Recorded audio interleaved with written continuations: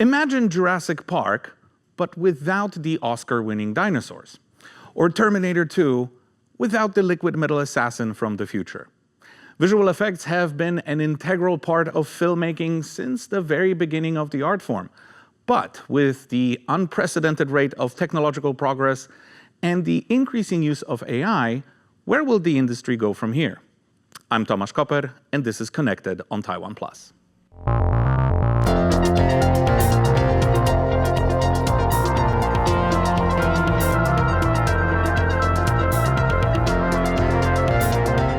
Taiwan is often called the technology island, but it's not just about chips.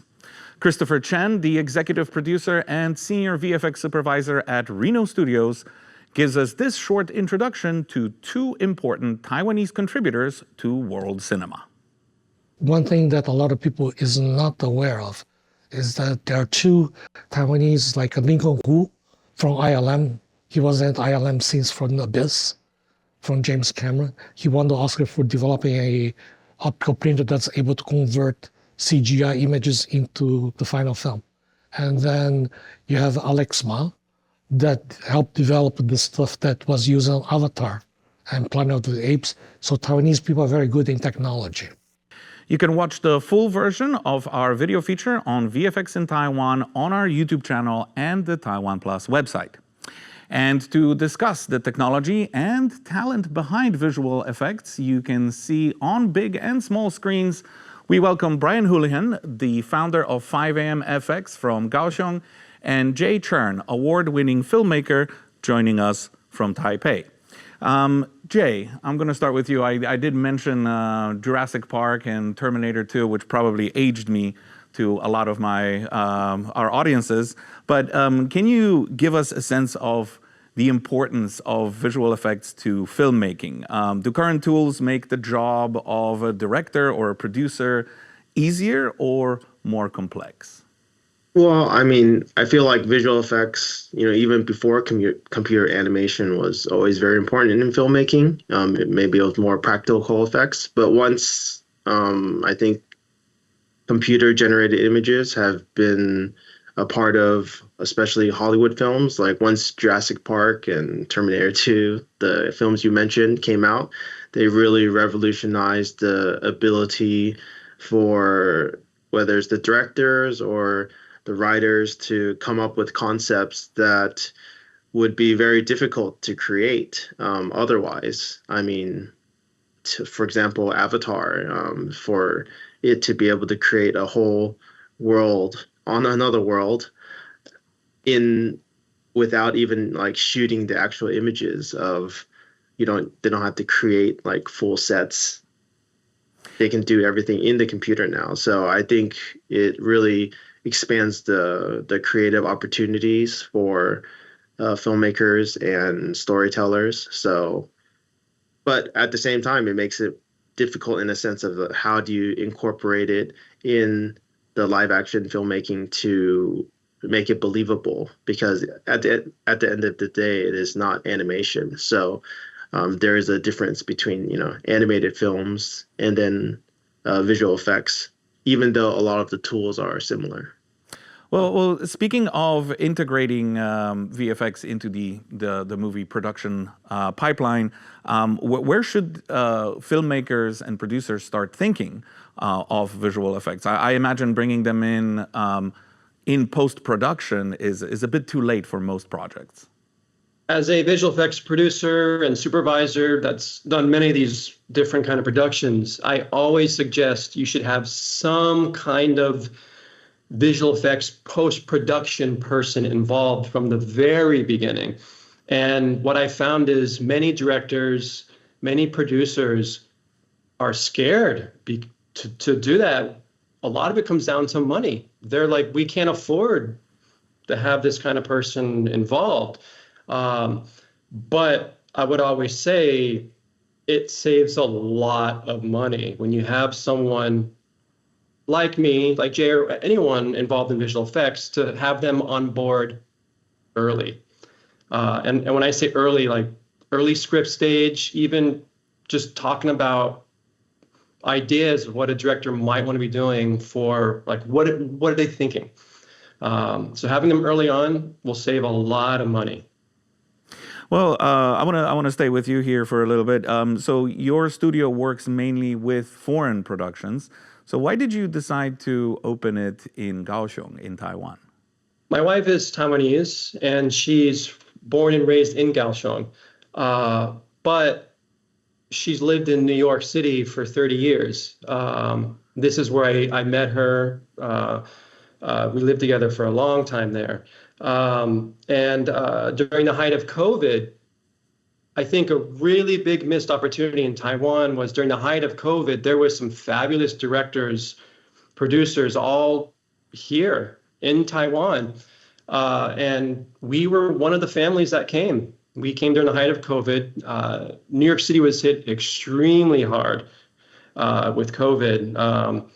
And so we came, and I still had active films that were in process. And so because we were in this mid-process of what do we do, I used the opportunity to network and meet some of the local studios within Kaohsiung. And I acted for the first year or two. I acted as an EP and helped just bring jobs to Kaohsiung through these other companies.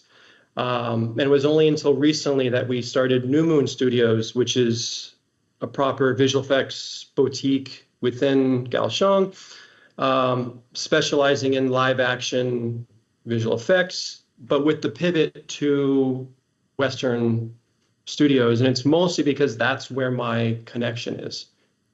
Well, as we've heard from Christopher before, and as well, all three of us know, there are very talented visual effects artists here in Taiwan. But Jay, how are they trained, and how is this talent fostered? Is there enough both training, university programs, and technology for those people to train on available here in Taiwan? I mean, I think Taiwan has always been a hub for technology, whether it's hardware and software.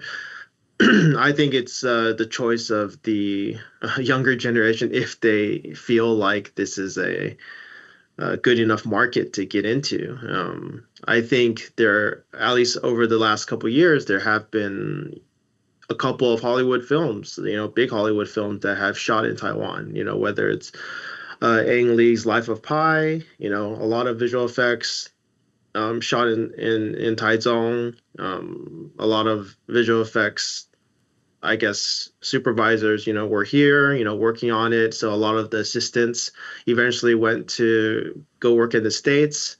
And then maybe some of them have come back. And then, they worked on Silence. They worked recently. Luc Besson did Weekend in Taipei, in Taiwan also. So there has definitely been enough, I guess, foreign exposure that, there's a lot of opportunity for the local artists to be able to work on bigger productions.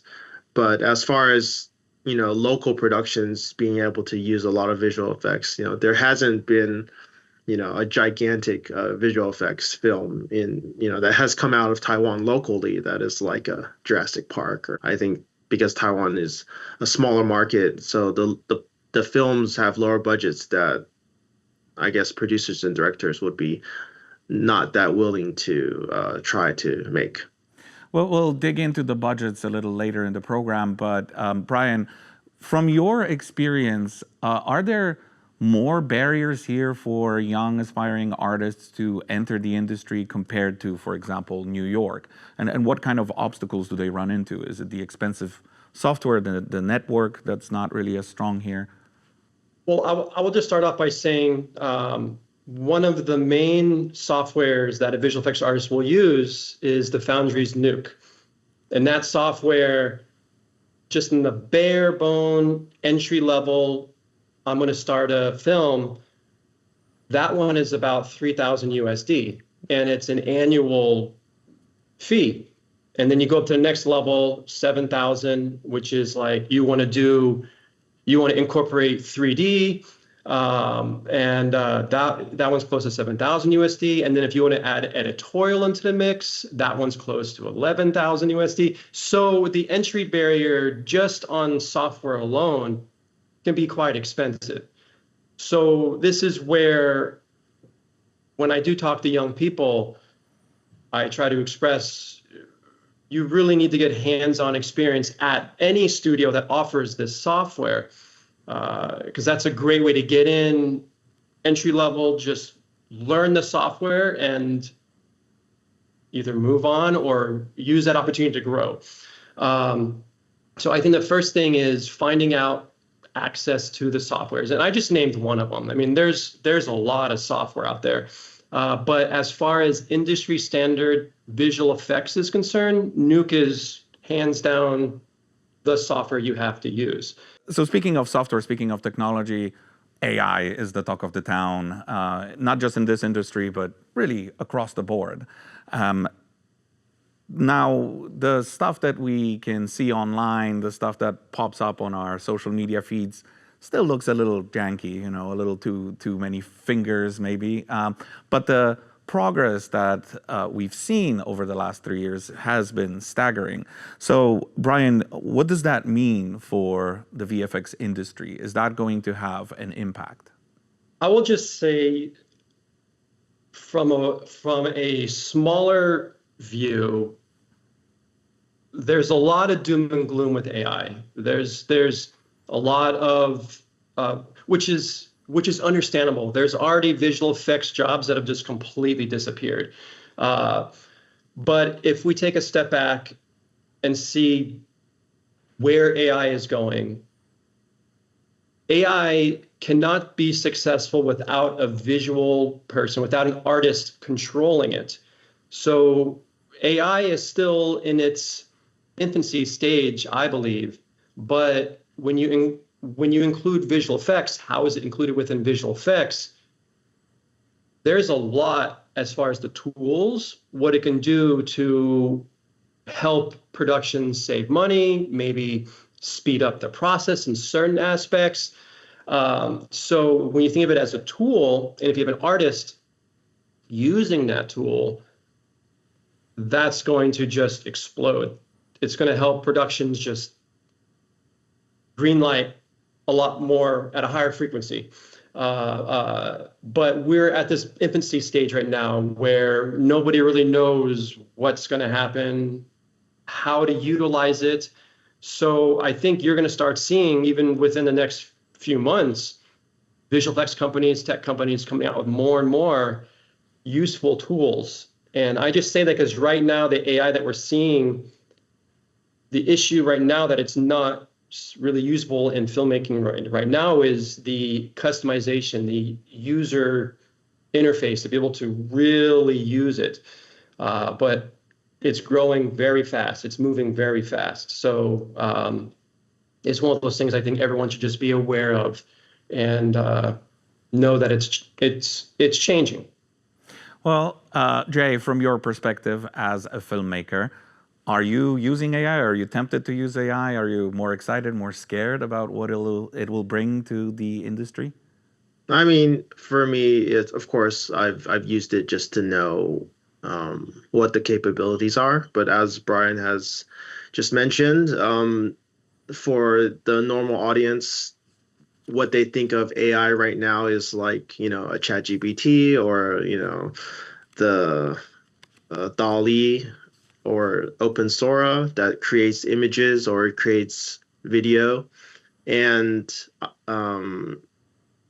that type of AI is definitely, as Brian mentioned, in the infancy stage where it is not really usable for any major production where it requires any type of customization. So right now, but at the same time, you can see AI features popping up in Nuke or in other software, visual effects software that will save the artist a lot of time if it is used properly. So I feel like AI, at least for a small market like Taiwan, is actually very helpful and can probably help with budgets, help with time, because at the end of the day, you need a lot of, for visual effects, you need a lot of computing time if you're doing really high-end visual effects. Well, certainly interesting to see where the technology will go from here, even in a few months. Well, let's check in with our audiences. How much do you care about visual effects in the movies and shows you enjoy? And how many fingers is too many in AI-generated footage? Let us know in the comments below. Click the video beside me for a discussion of the business behind the VFX industry. And subscribe to our channel and click the notification bell if you don't want to miss more stories on tech and finance from Taiwan.